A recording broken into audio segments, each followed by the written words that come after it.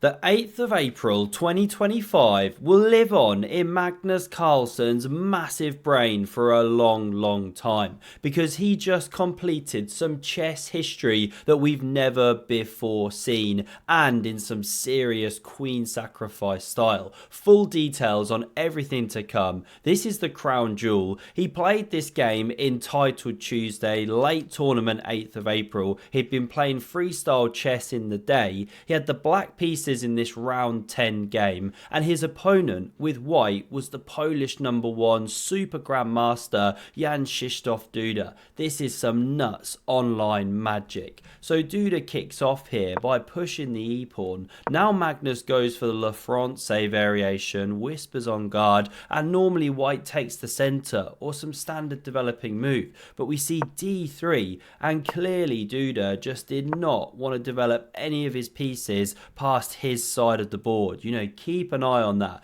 Clearly worried about Magnus imposing some tariffs if he went too far into the enemy territory here. We now see the knight develop. This seahorse is spawned and bishop e2. That is some downtown traffic jam in the white position. The fourth pony enters the game. Pawn c3. Magnus gets his bits out, and after the king's castle, quick king safety fist bump exploded out by the players. Great etiquette, and after rook e1, Magnus carries on his development, but after this bishop slides back, dad absolutely ashamed. What are you doing back here? Queen c7 played, setting up the battery, queen e2. Well, we don't see Magnus play a kind of standard bishop developing move. No, this is why he practices with his beautiful hobby horse, the Nimble 2000. It's for maneuvers like this. It's the top move here of Stock Mollusk, headed for the dark squared complex. Now we see pawn g3.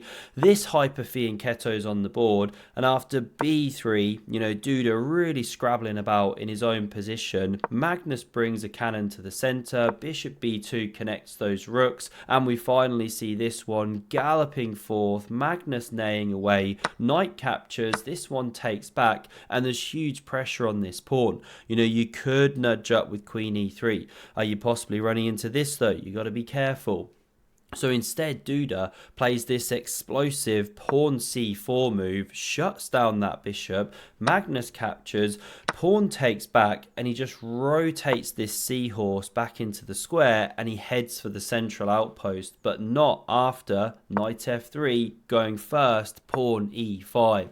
Going to Clamptown, population Duda. Now we see bishop h3, and after rook fe8, we see one of the most epic things in all of chess. Jan Krzysztof Duda completes the rook tangle. The board almost explodes here, and both players only go and win themselves a death stare lesson with the one and only Garry Kasparov. Great way to get inside your opponent's mind and freak them out. Now what do we see Magnus do? Just tuck back with the bishop. This is now the most pertinent diagonal. We see queen c2. The knight hits this outpost, an absolute dragon, and you could play around with the queen, just hold things steady, or potentially take with the knight, but we see bishop takes, not the favourite of the all-powerful engine. Magnus recaptures with the pawn, and he's now got that protected passed pawn. That is very dangerous for the white player. So rook e2 nudges up. Magnus hits the dark squares, and now Duda whispers anyone for a knight manoeuvre. He loves a nerdy chess notation joke. He's headed for the blockading square, and that's why Magnus, take note for positional chess understanding,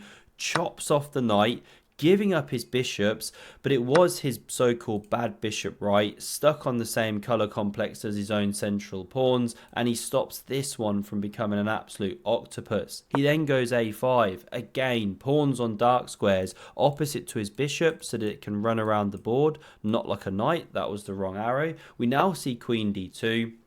Queen c5 is played. This bishop tucks back, keeping an eye on the push of the pawn here, and now a great move by Magnus, very thematic, and it's pawn f5.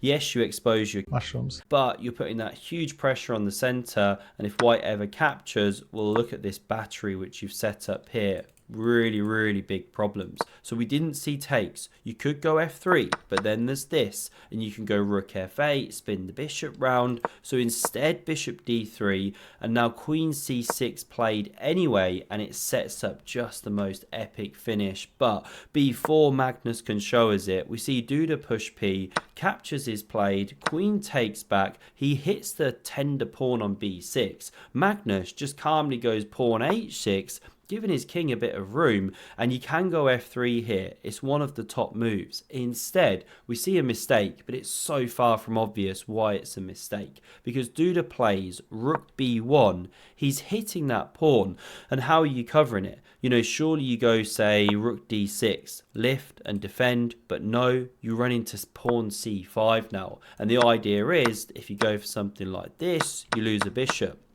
Equally, if you took immediately with the pawn, say you moved the rook somewhere, well, now you're losing a pawn. And the problems still persist if you lift this rook, still c5, still ideas of this, and so on and so forth. Big pressure. So none of that actually works. Instead, Magnus just goes for the absolutely epic pawn takes on e4.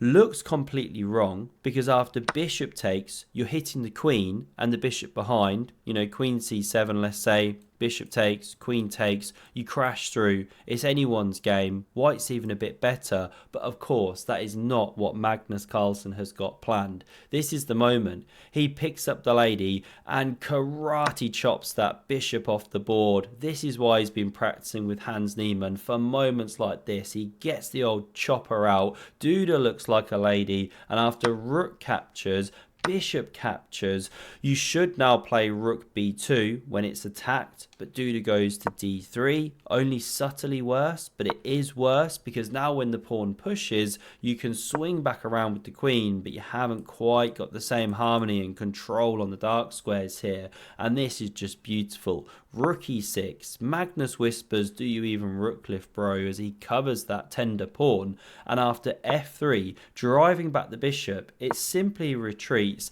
and again you just got to try and hold steady, rook f2, then maybe bring the king or something, but it is not easy at all. Instead, Duda brings the king immediately, but this spells doom. Look at the reaction here. Ival Barovic pooping his pants as it collapses there into oblivion because Magnus can push through the centre here. He's threatening that monster check, so captures is played, and after rook takes back, Duda resigns the game here or loses on time. Why? Well, this is of course a massive threat, and say you step back, something like that, well then still you can invade. The queen retreats. Sorry if you can hear the ice cream van, and I've got a hat on by the way because I'm not feeling very well today, so that's why I'm trying to keep warm. Bishop e4, and you actually box in this white king. Here's a sample line, nowhere to go, rook f8's on the mate, you're on the way, you're absolutely toast. And if, by the way, back here, after taking the pawn, you take this one, then there's this tactic, and bang, you get fossilized down here. This is a one end game for black. So all roads lead to Rome. Magnus takes that one home. Why was it so special? Well, this is what he then did in the tournament. It's his third clean sweep, 11 out of 11 of Title Tuesday. Hikaru's only done it once, and Jospen once, and Liam Lee once. Hikaru twice. So that makes 7 times total, but 3 to Magnus. And he only went and did it with 2 queen sacrifices in this Title Tuesday tournament, and one earlier in the day on freestyle, which I covered already. I'll have to get to the third and final queen sack game. Truly incredible stuff. Chess history made. 8th of April, Magnus Carlsen, take a bow. Truly special chess. Hope you enjoyed this one, and in case you missed Magnus's 4 Queens Immortal, have a look at the incredible video on screen, and I hope to see you again soon. Cheers.